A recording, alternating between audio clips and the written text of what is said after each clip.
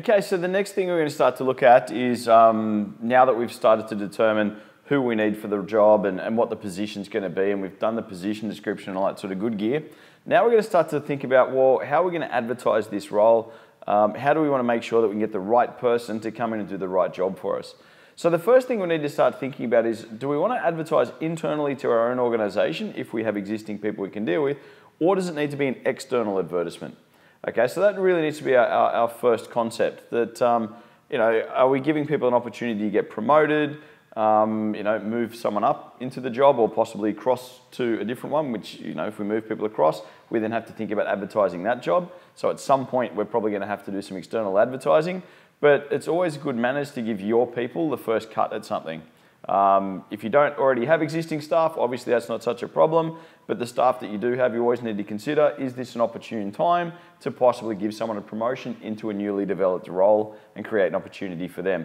Otherwise, we can look at going external, and the benefit to going external instead is that sometimes it can give us either new talent or expose us to some new ideas. If we don't already have existing people around, it might be the only option we've got available to us as well. So you just got to make those considerations. There is no 100% right answer. My preference is always to ask the people I'm working with already or someone I know and give them the first refusal. They won't always want the position, but it's nice to at least engage them in conversation, even if you ultimately go somewhere else, because then they feel pretty included. Okay? My personal preference, your mileage will vary. Think about what you need for your company and what you want to achieve. All right, so once the decision's been made to actually start to advertise the position, we need to think about, well, what's the method going to be? So how do we go about correcting the right method to get the right person? Okay, and what we're talking about method is, well, how do we want to do this? Do we want to go into hard copy magazines and start advertising in professional journals? Do we want to go into the local newspapers? Do we want to go to websites, including our own organisational website, and a lot of big companies that people want to work for? People are already looking it up, and you'll find there's a careers section. They load all the jobs in there, and you can get all sorts of different, sort of apps and programs, etc., that'll help you filter through the job applicant process on those. So there's a whole lot of tools they use on their website. So if you've got a well-frequented website, that's not a bad place, and people are already interested in your company because they've come looking. As I say, those professional journals, organisations, whatever way you want to go about it, you just need to think about, well, where is the right people for my job? Where are they going to be looking? And make sure that you're on there so you're not going to other places and wasting money, etc. You can also outsource. Okay, so there are recruitment agencies and whatnot that can certainly help you there. However, obviously, the consideration there is that's an additional expense because they're going to still use those places, but they might already have a pool of talent available to them. All I would say on outsourcing, getting a recruitment company, is remember that the final decision must rest with you. Don't outsource the responsibility for filling the role as well. Okay, so you just need to make sure that at the end of the day, whoever's going to make the decision has to be you. All right? So don't outsource to someone else who is there possibly just to make their commission. All right, don't do it. You'll ruin your day. So okay, regardless of whether you want to do it yourself or you're going to outsource it, the first thing we start to think about is, what are those places? And I've already talked about industry journals. Okay, so a lot of the industry associations or websites, they can certainly help you there. Okay, I'm a member of different professional associations. They put out information on a regular basis. They might be advertising for someone with my set of skills, and I can join up. Same, that exists for just about any industry. So if you're looking for professionals, quite often that's the case. The other way is internal communications. Okay, so this is if you're advertising internally. Okay, one organisation I used to work for was a large organisation, tens of thousands of employees, and every week there was this lovely blue circular that we'd all look for. Every Friday it would come out and it'd be all the different jobs in the organisation, and they'd advertise them nationwide. The good part about that was, if you were thinking about moving to another state, you knew what opportunities there were across the whole broad organisation.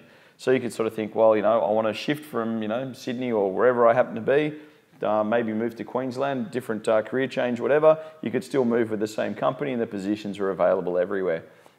So that was a good way to let people know what was coming up. But also, by doing it that way, also allows people to know what positions there are in the organization, because they read through and they find out about all these different places you've got going on. So for a really large organization, those internal communications can be great. Same in a smaller organization, it's a quick email out. If you're doing that every Friday, you've got maybe a bulletin that goes out to your people, let them know in that bulletin. The other one is a newspaper ad. Okay, now given that newspapers are a bit of a dying thing in some areas, it can be fairly expensive. You run the ad, it comes out of a newspaper. Today it's a newspaper, tomorrow it's on the bottom of a bird cage, okay, or it's wrapping up chips, or it's doing a million things other than being a newspaper. So the problem with newspapers is they only read it once, okay, and they might not even read your ad. Can be very good though in local communities with a local newspaper where people are reading it for opportunities, but that's certainly one you've got there. As I said, you can go to a recruitment agent, okay, and recruitment agencies can be pretty good in that they can save your time filtering through a whole lot of people that might not actually be relevant or worthwhile. Okay, if someone sends something to a recruitment company and they get rejected, it wasn't you rejecting them, okay? Someone else rejected them, so there's no hard feelings towards your company. The recruitment agencies are professionals at what they do, so they can filter down applicants to make sure that the ones you see are the right ones. Now, where the advantage of that comes in is if you've got a fairly senior person that needs to interview people, you don't want to have one of your senior staff spending hours and dozens, tens of hours interviewing people, because that's an opportunity cost for your business. And if you add up how much salary time was spent, it might have been cheaper just to go to a recruitment agency, okay? So you've got to really weigh that up and say, well, if I've got this person undertaking the recruitment process and they're not undertaking their regular work, what's it really costing us here? Because it's not free time, okay? This had a business opportunity cost. So always got to think about, there is certainly some absolutely valid reasons why I'd use a recruitment agency. All I was saying earlier was, don't give them all the responsibility for making the final decision. That's always with you. All right, same recruitment websites. Okay, so you've got all the different, Seek.com. I can advertise online, all of my career, etc. Look, they're pretty good that you can put on an ad there and get a lot of applicants quickly. They're not too expensive. You get absolute control about what goes into the ad. The only downside with that is that sometimes, in the 21st century, it's really easy for a job applicant to see 30 jobs on a list and just go apply down the list. And you send out something and you get 70 people have applied for your job. And it can be a real pain to filter because people just click buttons. They love clicking buttons. I applied for 40 jobs today. That's fantastic. And they give you boring cover letters. They don't give you the right information. And you've got a real heck of a job filtering all this stuff, trying to get it. Okay, so I've had that where I've had 70 applications for a job. There's one job and 70 people. And you've got to be able to shortlist that, etc. So, it can be really hard. The other one can be social media, okay? Social media websites, and look, and that can be as simple as Facebook. Hey guys, I'm looking for a person, or do you know anyone using that social network? You can also look at things like LinkedIn, and LinkedIn really is a bit of a home of this sort of gear. A lot of people advertising themselves and putting themselves out there. Up to you to think about which way you want to go. So social media, informal or formal, or using in social network. Where it can be really handy is that it can, make sure you're attracting the right person or someone who knows someone type thing. So you're not necessarily getting a cold applicant, you're going to get someone that you might have already been involved with or someone off your network. So there can be some advantages there, cut down your recruitment time. Really good for when you're small and intimate and everybody knows each other, okay? As opposed to a large company, it might not be as handy. But as I say, there's LinkedIn, there's Facebook, there's all those sort of things there that you can think about. All right, so that's the basics of thinking about where and when I'm going to advertise and some of the pros and cons. Cool. So the next thing I need to think about here is making sure that I'm covering the legalities. Okay, once again, we're going back to the law because, we have to, and that's, it's smart. Okay, so legalities of what we're doing. We've made the decision to advertise. We've got the job descriptions.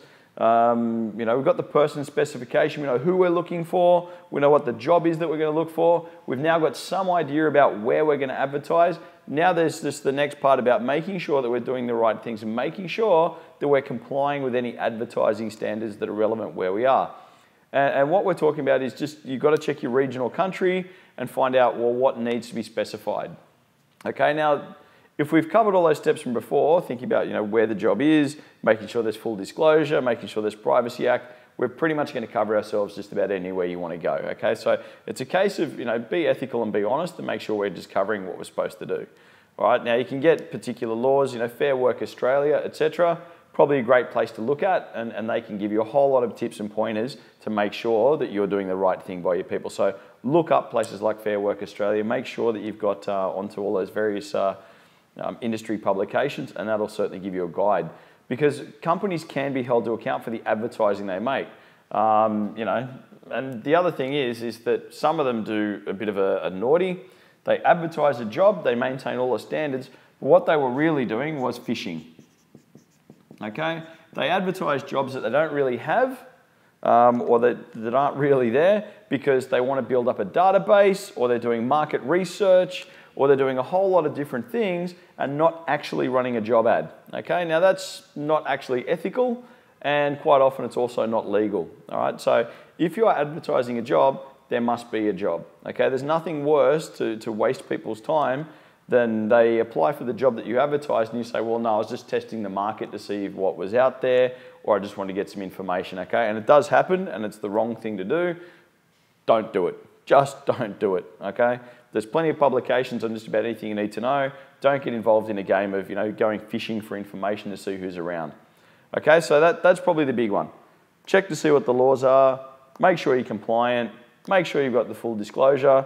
Make sure it's a legitimate job, and don't go on a fishing expedition for information or putting stuff out there just to test the market. Okay, fast way to get yourself into a lot of trouble, so don't do it. Awesome. So now with that, no phishing sign, okay, excellent. We can move on. The next thing we need to think about now is, okay, well now I've got all this information. I had my person specification. I had the job description.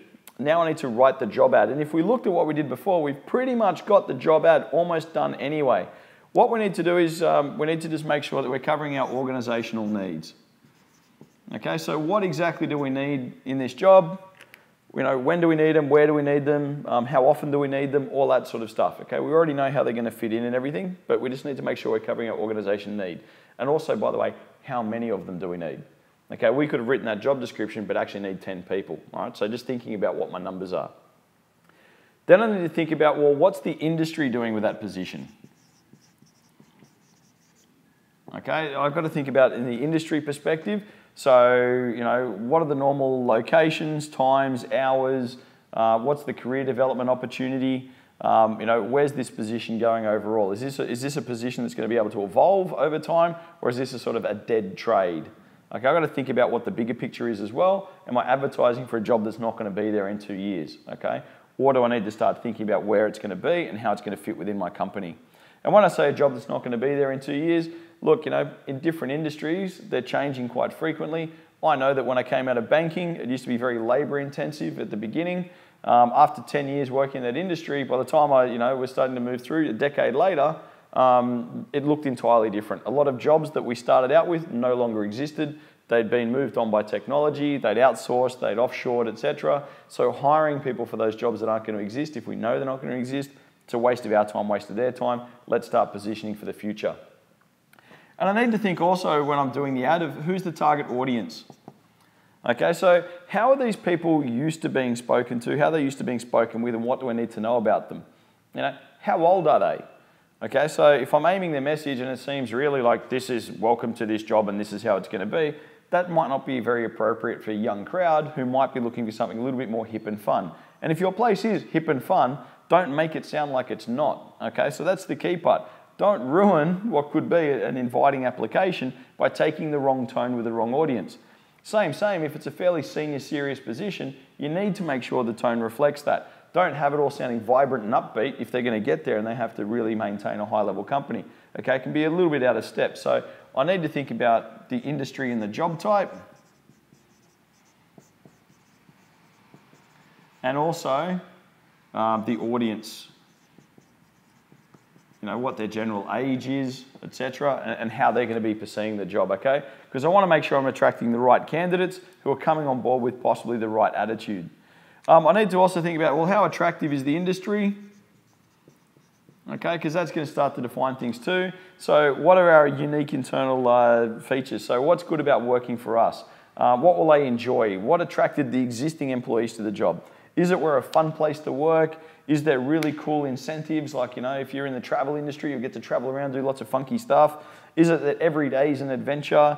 You know, what is it that makes the current employees here want to work for you other than you pay them? Okay, probably not the best motivation. And that's probably not too hard to find out. Ask around, find out what it is. But the idea is you want to make it sound like a positive place to work. You don't want to say, look, we have a terrible time and it's the worst place on earth and it's hard work and, oh, by the way, we'll pay you. No one's going to apply, or the wrong people are going to apply. Okay, bring out your positive features. Think about why they'd want to come on board with you and what you can offer. And then the next one is just make sure that you're getting feedback on the position. Okay, so when I'm talking about feedback, what I'm talking about there is thinking about asking existing employees to look at the ad, asking existing employees to look at what the position is and what you've got in mind. Get their feedback. Do they think it'll work? Do they think it'll fit in? Do they see that, yes, what you're saying is correct in the broader organisational category? Because the thing is, you know what you meant. You know precisely what you meant when you wrote it, but what you actually wrote can sometimes be a little different, or people are going to infer or pick out different things, and that's just an opportunity for you to find anything that you missed. People say, well, hey man, you didn't mention the really good, and that would have been a really handy thing to mention. Or that you've overstated something, or you might have got something slightly incorrect, okay? So always get that feedback. Get their feedback on what you've written, get the feedback on how you've written it, get the feedback to make sure that you're actually correct and you haven't made any mistakes or assumptions. And ask them, would you apply for this? And if they go, yeah, we'd all apply for that, sounds pretty good, then you're probably on the right track. If they go, that sounds like the most boring job on earth, probably not going to happen. Right, so they're just some of the further considerations based on the earlier work we've already done and that really nice sort of chart we did about who, what, where, when, why. Okay, and this is going to start forming what is the job ad. All right, cool. Consider doing that. Think about your top picks and we'll keep on going forward into compliance. Okay, so the next thing we need to think about is with our advertising, we need to make sure that we're then complying with our organisational policies as well. And what I'm talking about, that's a little different to the law. Compliance just means that before I, as a manager, because remember, if you're not necessarily running the organisation, the final say might not be yours. So I just need to make sure that if I've got a set of policy and procedure in my organisation, how am I ensuring that I'm actually meeting them, okay?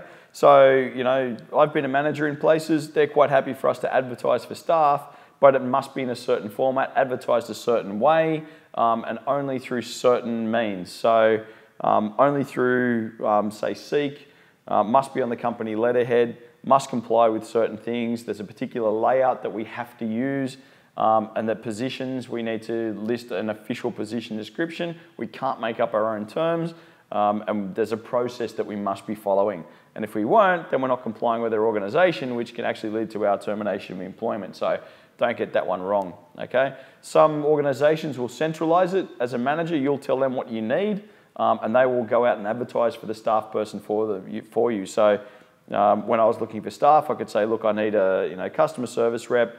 I need them either full-time or part-time.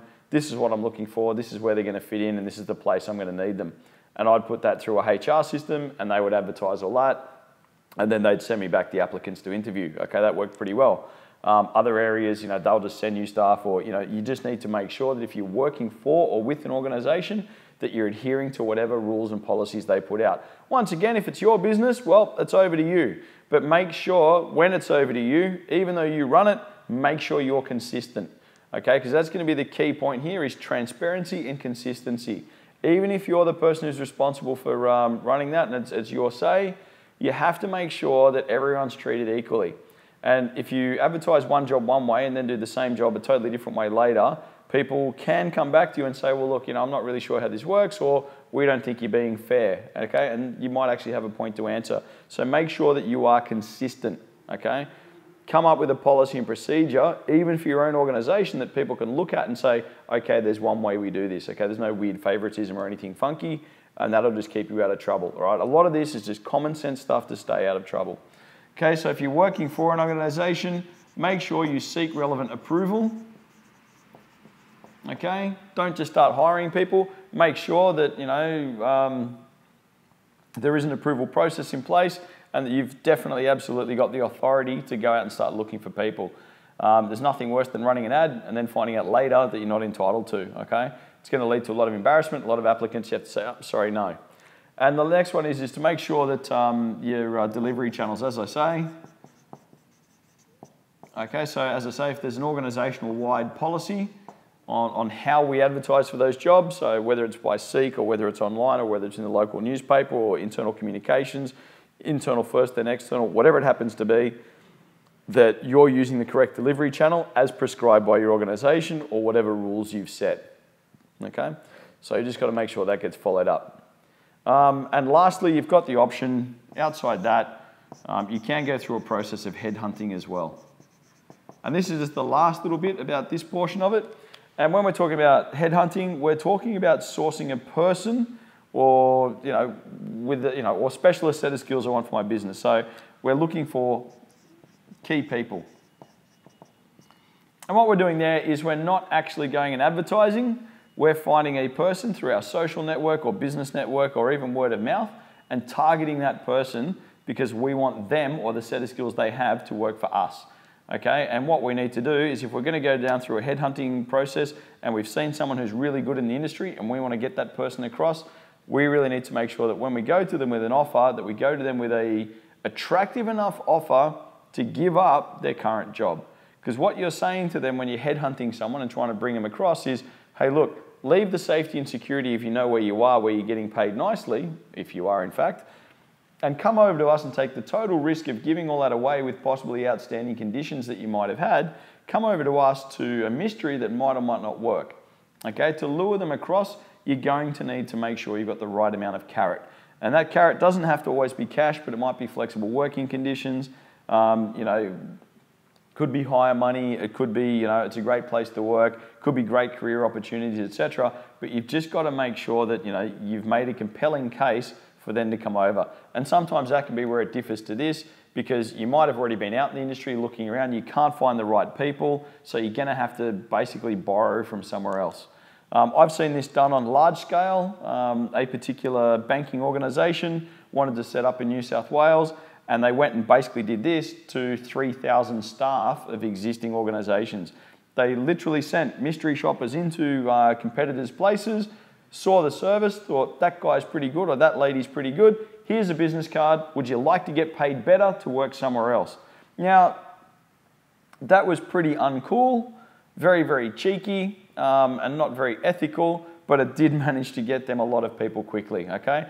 I wouldn't encourage it. I don't think that's the right thing to do, but you get the idea. Some people will certainly be welcome to your opportunity. Some people will not necessarily be happy where they are, and that's going to set that up. So anyway, just in summary, a good person specification, making sure we know who we want to hire, a good position description put together so we know what the job's going to be. We've thought about in our advertising a bit more detail about what they'll be attracted to the job and pulling out those key parts and how that person's going to interact, what hours, what place, how many people, thinking about your legal and compliance requirements, making sure that we've got that all set up, thinking about where we want to advertise the job, and then making sure we have the approval and the authority to go ahead and do it in a consistent, compliant manner in line with the policy and procedure of our organisation as described to ensure fairness and transparency, okay, as well as legal protection.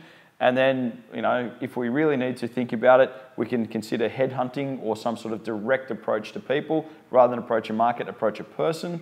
And that's up to you to think about. So think about how you want to achieve all those things. Make sure you have a written plan. Make sure you're getting feedback on it. Make sure you've got approval on it. And you should be able to get the right person to work with you in the right job. All right, good luck out there.